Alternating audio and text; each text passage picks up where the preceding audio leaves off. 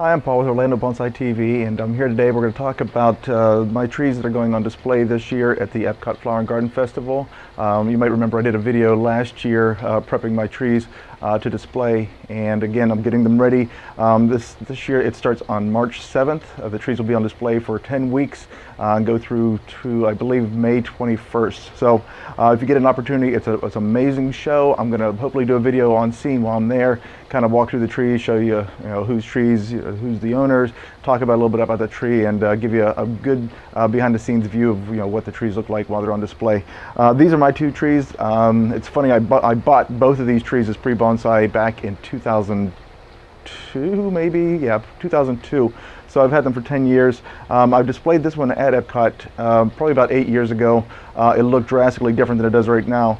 Definitely a lot more shari, a lot carving, removed a few branches. And right now the foliage, just because it's so early in the year, does not look as good as it normally would. But I've got new growth sprouting everywhere, and in just a couple of weeks the trees will look, full foliage and great canopies and look very, very healthy.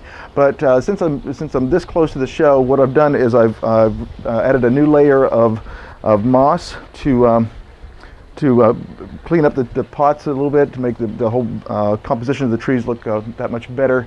And also I just want to do a little final details on these trees, and specifically I want to work on the bark, which I'll bring the camera in. I'll show you what I'm going to do. But what I want to do is, in nature, trees tend to turn a little bit gray as the weather, any elements of the rain and everything like that will turn them a little bit dull color.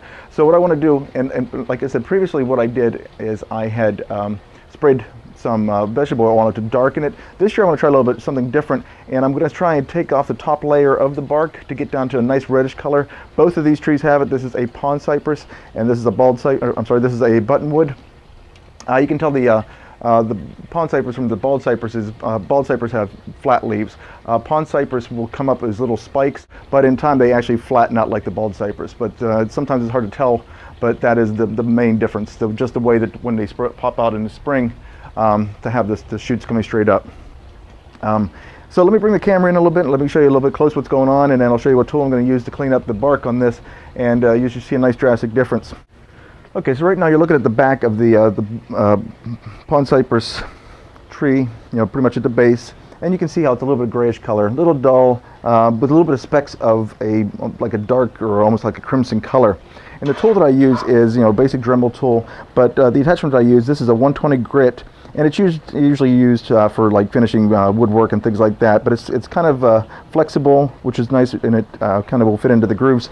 Now, keep in mind, I'm not trying to gouge this. I'm not trying to take the bark off the tree. I don't want to certainly get down to the cambium, because what's going to happen is if I go in that far, I'm going to start cutting the water source off, and I'm going to start cutting issues with going back to the roots.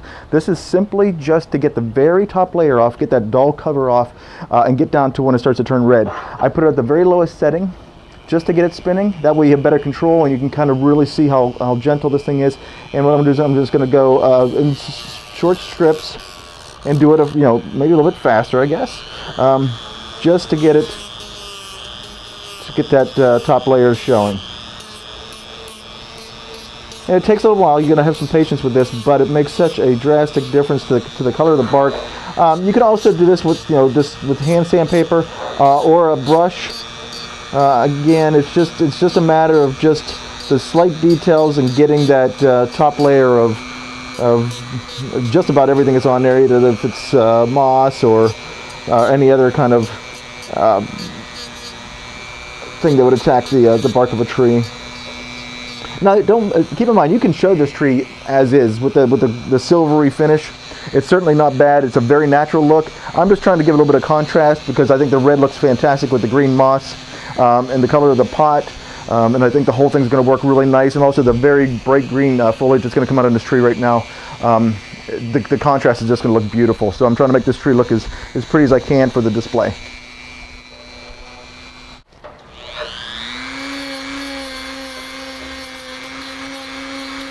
Again, not applying a whole lot of pressure, just enough just to make it in contact and keep it moving pretty quickly. Work in strips, kind of work with the same flow as the bark's going.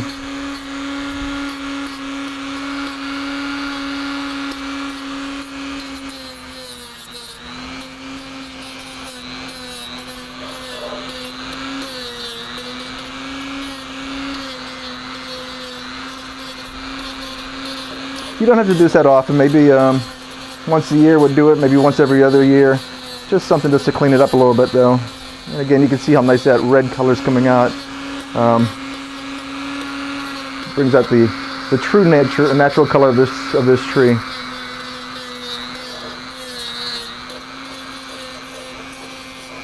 Okay, so this year, this is the trees that I'm using for Epcot.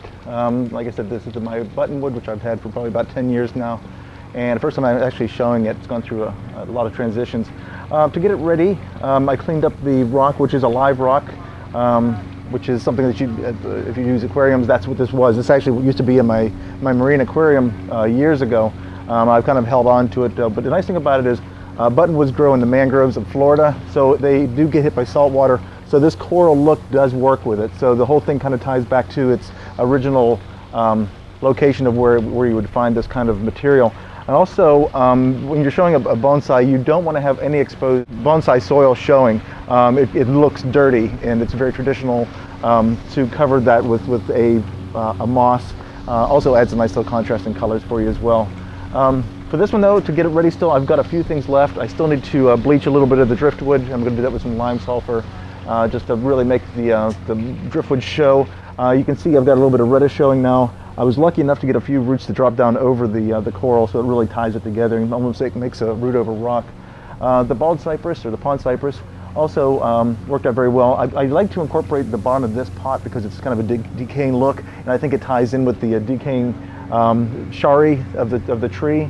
However, I think going forward, I'll probably put that in an oval pot. It's a round pot, so kind of a no-no what I did, kind of off-center the tree in a round pot. But the combination of colors and the combination of everything that goes along with that tree works very well with me. And I still have the center line of the tree still over the center of the pot, so I think I'll get away with it.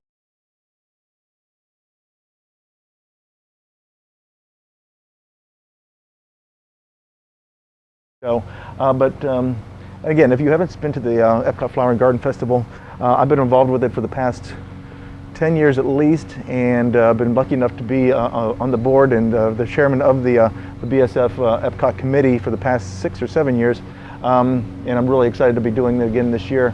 But what we do is every year we get submissions from around the state of Florida for the best trees to display, and they will be on display from March 7th. That's this Wednesday.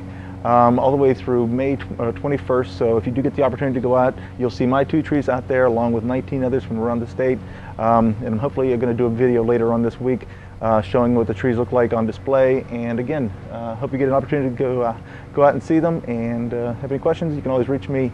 Just an update on my email address. I know that I've always said I'm paul@orlandobonsai.com, but I've kind of moved on from the company, and it's now under new ownership. Still represent them in every way I can. I think it's a great company. But I'm going to post a new email address where you can reach me, or you can always comment to this video. But if you have any questions or comments, please leave them, and make sure to subscribe. Great talking to you, and we'll talk to you soon.